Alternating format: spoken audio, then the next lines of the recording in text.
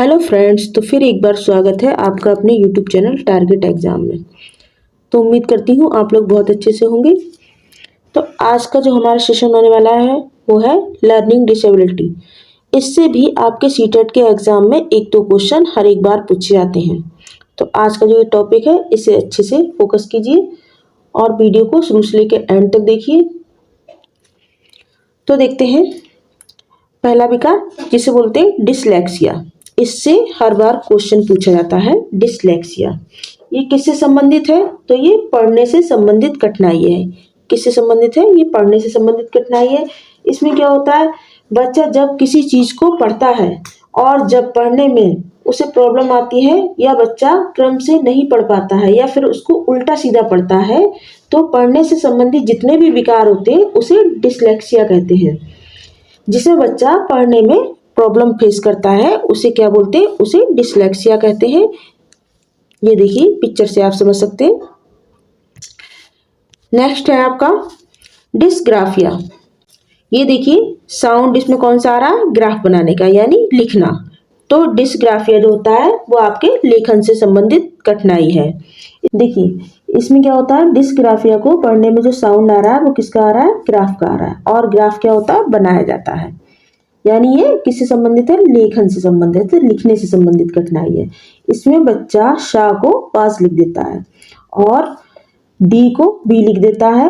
तो ये किससे संबंधित कठिनाई हुई? लिखने से संबंधित कठिनाई हुई। इसमें बच्चा बी को डी और डी को बी लिख देता है। तो लिखने से संबंधित जितने भी विकार होंगे वो किस में आएंगे? वो डिसग्राफिया कहलाते हैं। इसमें बच्चा लिखने से संबंधित कठिनाई को महसूस करता है। ये क्या होता है? ये डिसग्राफिया कहलाता है। अब देखते हैं नेक्स्ट डिसकैलकुलिया। देखिए डिसकैलकुलिया इसमें क्या होता है?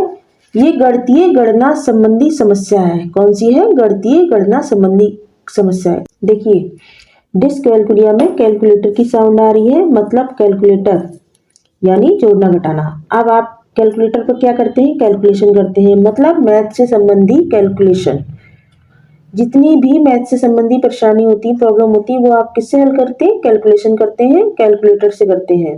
तो कैलकुलेशन संबंधी जितनी भी विकृति होती है, समस्या होती है, गणितीय गणना संबंधी जितनी भी समस्या होती है वो किस में आती है? डिसकैलकुलिया में आती है। और ये गणितीय गणना संबंधी समस्या होती है। नेक्स्ट देखेंगे आप डिसमोर्फिया। डिसमोर्फिया देखिए इसमें क्या होता है? इसमें शारीरिक भ्रम वाली स्थिति है। कैसी है? शारीरिक भ्रम वाली स्थिति है।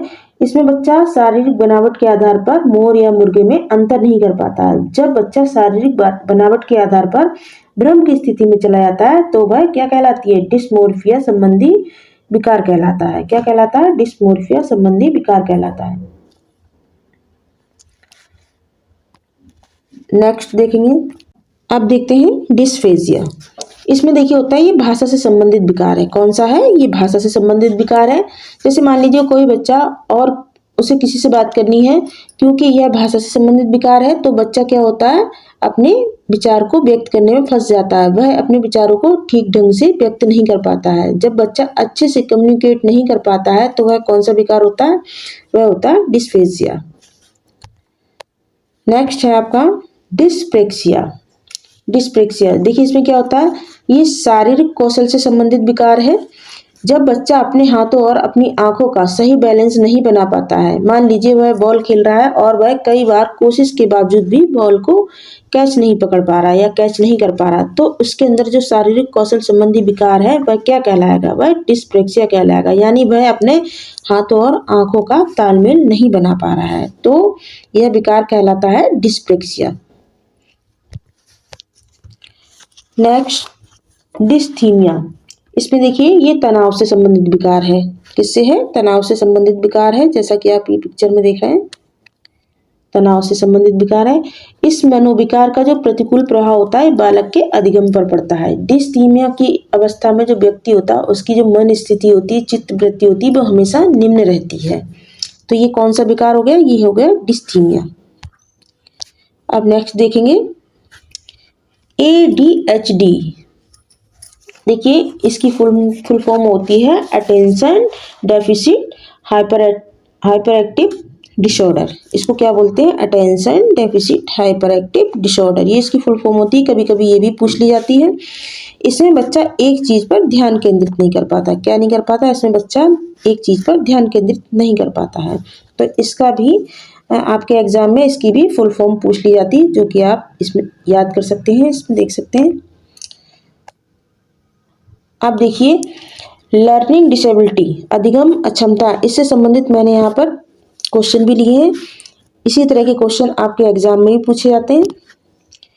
पहला क्वेश्चन है आपका, डिसलेक्सिया किससे संबंधित है? डिसलेक्सिया किससे संबंधित है? पठन विकार, मानसिक विकार, व्यवहार संबंधी विकार या फिर गणितीय विकार, ये किससे संबंधित है? डिसलेक्सिया।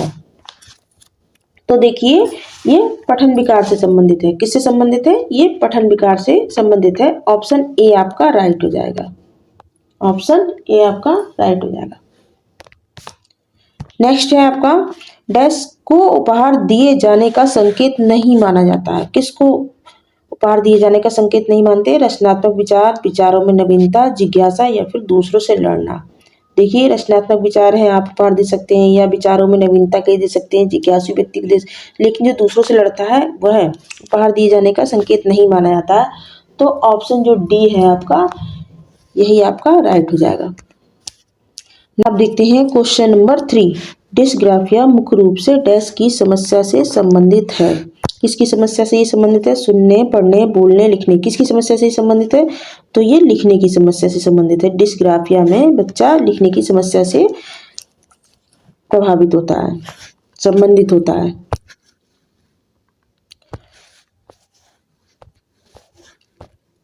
नेक्स्ट क्वेश्चन आपका, गणित को समझने की आवश्यकता है, क्या है? डिस्मॉर्फिया, डिसलेक्सिया, डिसकैल्कुलिया या फिर डिस्ग्राफिया।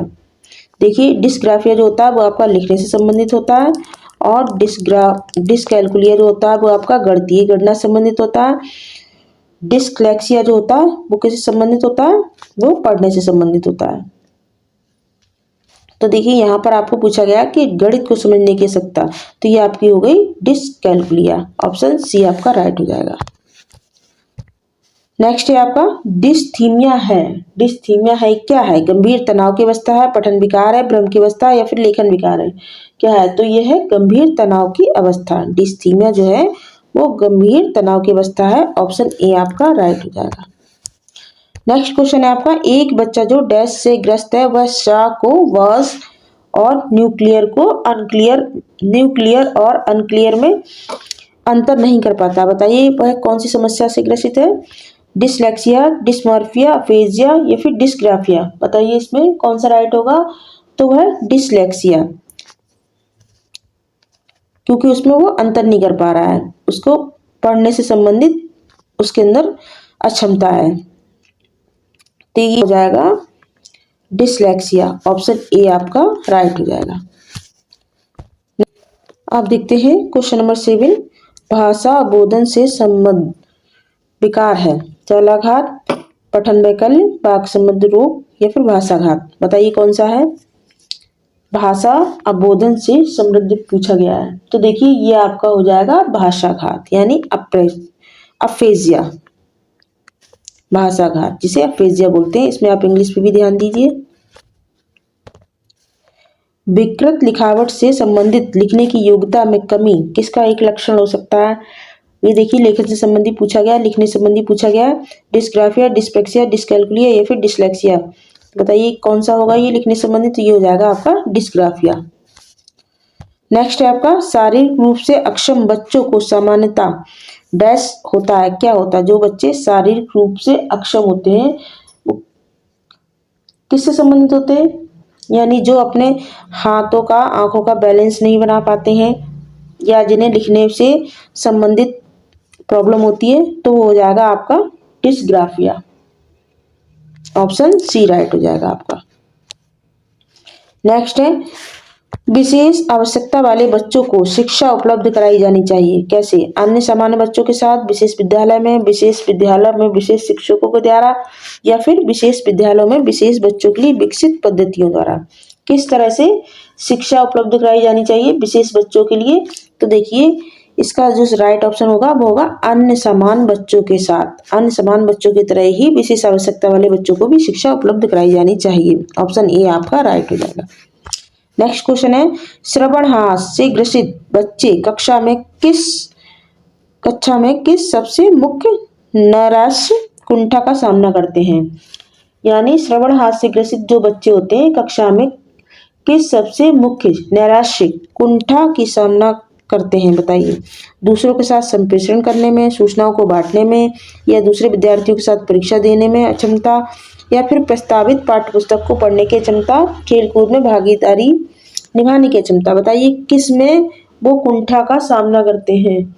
तो देखिए वो होता है दूसरों के साथ संप्रेषण करना, क्योंकि श्रवणहास यानी उन्हें सुनने में दिक्कत है, तो दूसरों के साथ संप्रेषण करने तथा सूचनाओं को बांटने में उनके अंदर अक्षमता होगी। नेक्स्ट क्वेश्चन है आपका, कक्षा में 3 बच्चे पोलियो ग्रसित हैं। खेल के कालांश में उन्हें एक कोने में बैठना चाहिए ताकि वे खेल का आनंद ले सकें, या फिर अन्य बच्चों के साथ उचित खेलों में हिस्सा लेने के लिए प्रोत्साहित करना चाहिए, केवल आंतरिक खेलों में हिस्सा लेने की अनुमति देनी चाहिए, या फिर कक्षा के सभी विद्यार्थियों के साथ खेलने के लिए जोर डालना चाहिए। देखिए यहाँ पर जोर डालने वाला ऑप्शन आपका ये गलत हो जाएगा। केवल आंतरिक खेलों में ही हिस्सा लेने की अनुमति देनी चाहिए, ये भी आपका रॉन्ग पॉइंट है। एक कोने में बैठना चाहिए ताकि वे खेल का आनंद ले सके, ये भी आपका रॉन्ग पॉइंट है।